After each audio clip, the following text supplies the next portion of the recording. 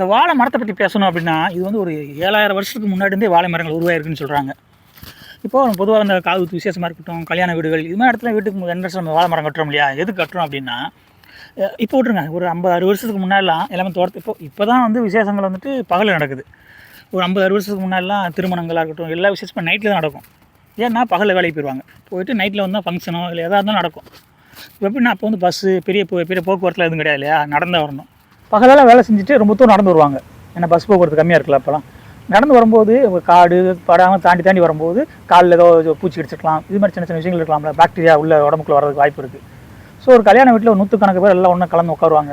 அந்த டைமில் இத்தனை எல்லாம் ஒன்று சேரும்போது அந்த பாக்டீரியா மற்றவங்களுக்கு பரவறதுக்கோ நோய் வர்றதுக்கோ வாய்ப்பு இருக்குது.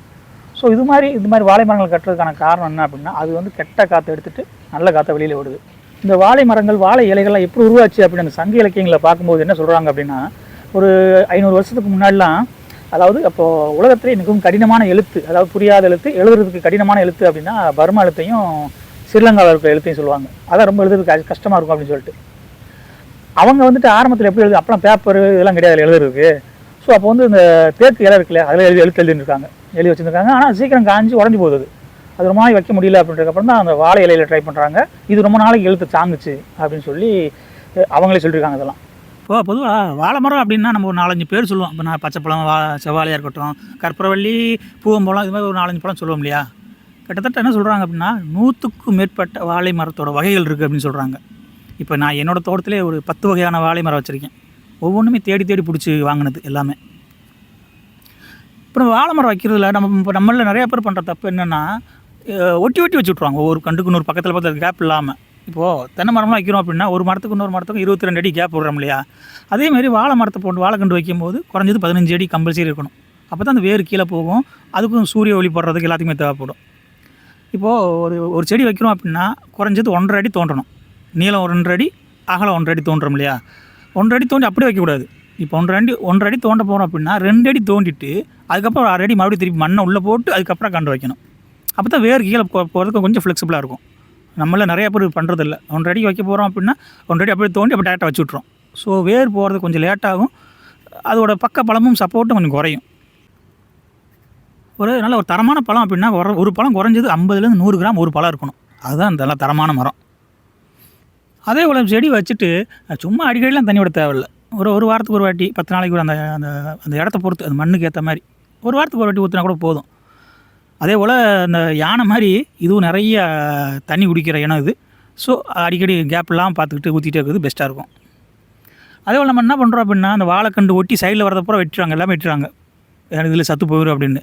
அதாவது எதுக்கு வாழை மரம் வைக்கணுன்றதை ஃபஸ்ட்டு தெரிஞ்சுக்கணும். நம்ம வாழை இலைக்காக வைக்கிறோம் அப்படின்னா பக்கத்தில் இருக்க வந்து சின்ன சின்ன கண்டு முளைச்சி வருது இல்லையா? அதை எடுக்கக்கூடாது. அது சப்போர்ட் அப்படியே இருக்கட்டும். இல்லை நம்ம தாருக்காக வைக்க போகிறோம் அப்படின்னா மட்டும்தான் சைடில் இருக்க எடுக்கணும். அதில் இப்போ ஒரு மரம் இருக்குது அப்படின்னா பக்கத்தில் சின்ன 2-3 விட்டுட்டு அதுக்கப்புறம் இருக்கிறத வெட்டணும். நம்ம என்ன பண்ணுறோன்னா, ஒரு மரம் இருக்குது, ஒரு கண்டு இருக்குது அப்படின்னா சுற்றி இருக்க முழுசாக எடுத்து விட்றோம். அப்படின்போது அந்த மரத்துக்கான சப்போர்ட் கொஞ்சம் பேலன்ஸ் இல்லாமல் தான் இருக்கும். ஸோ சின்னதாக பக்கத்தில் 2-3 வைக்கிறது தான் சரியாக இருக்கும். அந்த வாழை மரத்துக்கு பெரிய சப்போர்ட்டை இலை தான். தேவையில்லாமல் ஒரு இலையை கூட வெட்டக்கூடாது. ஸோ அதுதான் மிகப்பெரிய சப்போர்ட்டு. அதே மாதிரி அந்த மரத்தோட உயரம், அதோட பருமன், அதுக்கேற்ற மாதிரி தான் காயும் வரும். ஸோ சன்லைட் கம்பல்சரி, வெயில் இருக்கணும், தண்ணி இருக்கணும், எல்லாமே. இதுக்கு பாதிப்பு அப்படின்னு பார்த்தோம்னா, இது சில நேரங்களில் இலைச்சுற்று நோயின்னு சொல்லுவாங்க, அது வரும். அந்த தண்டு பூலாம் அந்த வண்டு உட்காரும். ஸோ அதை மட்டும் கொஞ்சம் கவனமாக. வண்டு அப்படின்னா தென்னை மரத்துக்குள்ளே வண்டு உள்ளே போயிடும் இல்லையா? அது மாதிரி இதுவும் வாழைக்கண்டுக்குள்ளே ஓட்டை போட்டு உள்ளே போயிடும். ஸோ மரத்தையே காலி பண்ணுற அளவுக்கு போயிடும். ஸோ அப்பப்போ அந்த வண்டு இல்லாமல் மட்டும் பார்த்துக்கிட்டா ஓகே. அதே உரம்ன்றதெல்லாம் நீங்கள் இப்போ நார்மலாக கண்டு வைக்கும்போது நம்ம நார்மலாக போடுறோம் இல்லையா? அந்த வேப்ப முன்னாக்கு இது மாதிரி போதும். அதை தாண்டி இப்போது மெயின் அதுக்கு போட வேண்டியது பச்சை சாணி போடலாம். இப்போ மற்ற மரங்களுக்கு எப்படி போடுவோம்னா எருவு போடும், ஆட்டு எருவோ மாட்டு எருவோ காஞ்சதை போடுவோம் இல்லையா? பட் இதுக்கு வந்து காஞ்சதை போடக்கூடாது. வாழை மரத்தை பொறுத்தளவுக்கு பச்சை சாணியை போடலாம், நல்ல சத்தானது. அதே போல் காஞ்ச இலைகள் போடலாம். எந்த இலையாக இருந்தாலும் நல்லா காய வச்சு போடலாம். குறிப்பாக அந்த வேப்ப மர இலை வந்துட்டு நல்ல அந்த வாழை மரம் நல்லா காய் வைக்கிறதுக்கு நல்லா சப்போர்ட் பண்ணணும்னு சொல்லுவாங்க அந்த வேர். இப்போ என்கிட்ட இருக்க அந்த மர வகைகள் என்ன அப்படின்னா ஒரு 10-12 இருக்கும் நினைக்கிறேன். ஒரு 12 கிட்ட வகை மரம் இருக்குது. அது குறிப்பாக அந்த பூங்கதலின்னு சொல்லிட்டு ஒரு இருக்குது. இது வந்து கொத்தாக காய் காய்க்கும். குறிப்பாக அந்த கன்னியாகுமரி சைடில் தான் அதிகமாக கிடைக்கும். இங்கிட்டு நான் திண்டுக்கல் சைடு, தேனி சைடில் இப்போ பல நர்சரியில் கேட்டு பார்த்துட்டேன். அது இல்லை, ப்ளஸ் அவங்களுக்கு தெரியவே இல்லை, பூங்கதலி பற்றி தெரில. ஸோ கன்னியாகுமரி சைடில் நிறையா கிடைக்கிது. பட் என் ஃப்ரெண்டு மூலிமா அதை கேட்டு அது ரொம்ப கஷ்டப்பட்டு வாங்கினது அது. ஸோ நல்லா காய் காய்க்கும். டேஸ்ட்டும் நல்லாயிருக்கும். அதே போல் பூங்கதலிக்கு அப்புறம் ரசக்கதலின்னு ஒன்று இருக்குது, அது திருநெல்வேலி சைடில் நிறையா கிடைக்கும். அப்புறம் அங்கே கன்னியாகுமரி இன்னும் இடத்துல செம்பட்டி பழம்னு சொல்லுவாங்க.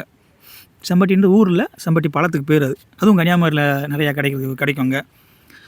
அப்புறம் திண்டுக்கல்லில் மலை வாழைப்பழம் ஃபேமஸ் இல்லையா, அதெல்லாம் சாப்பிட்டா சின்ன குழந்தைங்களுக்கு சளியே பிடிக்காதுன்னு சொல்லுவாங்க. திண்டுக்கல் மலைப்பழம் அது தேனி சைடெலாம் வரமாட்டேங்குது. நான் வச்சு பார்த்தேன், அது சரியாக அந்த மரம் வரல, அதுவும் வரல. அப்புறம் இந்த அது என்ன நேந்திரம் பழம், அதுவும் சரியாக முளைக்க மாட்டேங்குது, நம்ம சைடு முளைக்கல. அப்புறம் அந்த மட்டி பழம்னு சொல்லிட்டு ஒன்று இருக்குது, அது நான் கேரளாவிலேருந்து வாங்கிட்டு வந்தது. நம்ம வந்துட்டு இங்கே மட்டி பழம்னு சொல்கிறோம், ஆனால் கேரளாவில் வந்துட்டு அது ஜப்பான் கதலி அப்படின்னு சொல்லுவாங்க. அந்த மரத்தை, அந்த வாழை மரத்தை வகையில் ஜப்பான் கதலின்னு சொல்லுவாங்க அவங்க. ஸோ அதுவும் தரமாக இருக்கும், சூப்பராக இருக்கும் பார்க்குறதுக்கு. அது வந்து சிப்ஸுக்கு மட்டும் தான் யூஸ் பண்ண முடியும். அதை இது வந்து இனிப்பு கொஞ்சம் கம்மியாக இருக்கும், சுகர் இனிப்பு கம்மியாக இருக்கும். ஸோ டாக்டர்ஸ் எல்லாத்தையும் ரெக்கமெண்ட் பண்ணுவாங்க. சுகர் பேஷண்ட்டாக இருந்தால் கூட இந்த மட்டி பழம்னு சொல்ல முடியாது, ஜப்பான் கதலி, இதை சாப்பிட்லாம்னு கூட டாக்டரோட ரெஃபர் பண்ணுவாங்க. அதே மாதிரி கற்பூர வள்ளி இருக்குது, செவ்வாழை இருக்குது, அந்த நேந்திர மரம் தான் சொன்னேன் ஏற்கனவே, அதை வச்சா வரமாட்டேது அப்படின்ட்டு. அப்புறம் பூவம்பழம். ஸோ ஒரு 10-11 வகையான மரங்கள் இருக்குது. ஸோ இன்னும் கொஞ்சம் தேடிக்கிட்டு இருக்கேன், குறைஞ்சது ஒரு 25 வகையாவது வைக்கணும் அப்படின்னு நினச்சி ஆசைப்பட்டுக்கிட்டு இருக்கேன். ஸோ நம்ம ட்ரை டைம் கிடைக்கும்போது நர்சரியில் போய் தேடி பார்க்கணும், கிடைக்கணும்.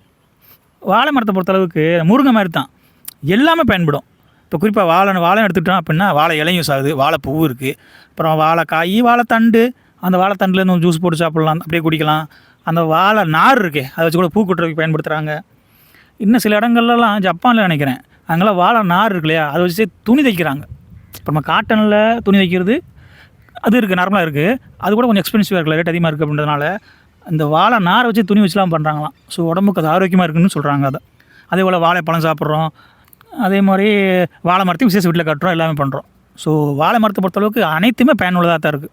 ஒரு ஆரோக்கியமான வாழை மரம் அப்படிங்கிறது ஒரு 6 அடியிலேருந்து 13 அடி வரைக்கும் வளரும். அது ஒவ்வொரு சீப்பில் எடுத்துக்கிட்டோம்னா குறைஞ்சது 6லேருந்து 58 சீப்பு வரைக்கும் இருக்குது வாய்ப்பு இருக்குது. அதில் அது நம்ம நார்மலாக எல்லா இடத்துலையும் இருக்கக்கூடியது.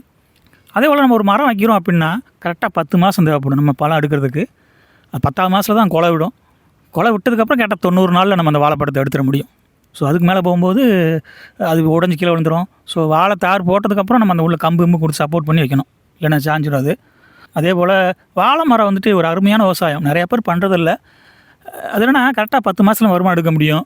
வாழை மரத்தை பொறுத்தளவுக்கு நீ எந்த வாழை மரம் போட்டுக்குங்க, இப்போ செவ்வாழைலாம் இருக்கு இல்லையா, அதெல்லாம் ஒரு ஏக்கருக்கு குறைஞ்சது 7 லட்ச ரூபா சம்பாதிக்க முடியும்.